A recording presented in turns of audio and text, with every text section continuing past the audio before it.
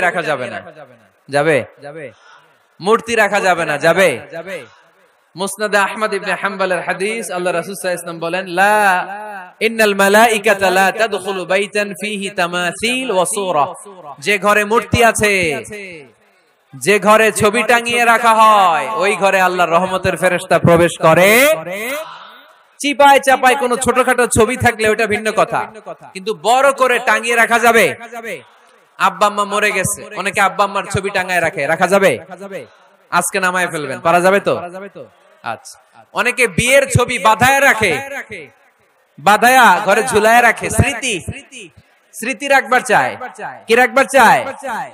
না, স্মৃতি এইখানে রাখে, ছবি নামিয়ে ফেলবেন। নেতা নেত্রীর ছবি অনেকে টাঙিয়ে রাখে, আছে না নাই? না, নামায় ফেলেন, নামায় ফেলবেন। পীর সাহেবের ছবিও টাঙিয়ে রাখে? না না, এগুলো করবেন না।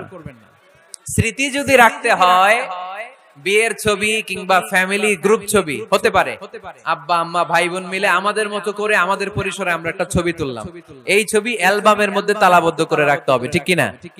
ঘরের মধ্যে ঝুলিয়ে রাখা যাবে। স্মৃতি সংরক্ষণের জন্য একটা দুইটা ছবি রাখতে পারেন, অ্যালবামের মধ্যে রাখবেন। কিলাব মাঝে মাঝে যখন খুলবেন, 10 বছর আগের ছবি যখন খুলবেন, দেখবেন হায় রে, এই গ্রুপ ছবিতে পাশে আমার দাদা ছিল, আজকে দাদা নাই, আব্বা ছিল, আজকে আব্বা নাই, আমার দাড়িগুলো কালো ছিল, এখন দাড়ি আর কালো নাই, সাদা হয়ে গেছে। মরণের কথা চিন্তায় আছে না নাই?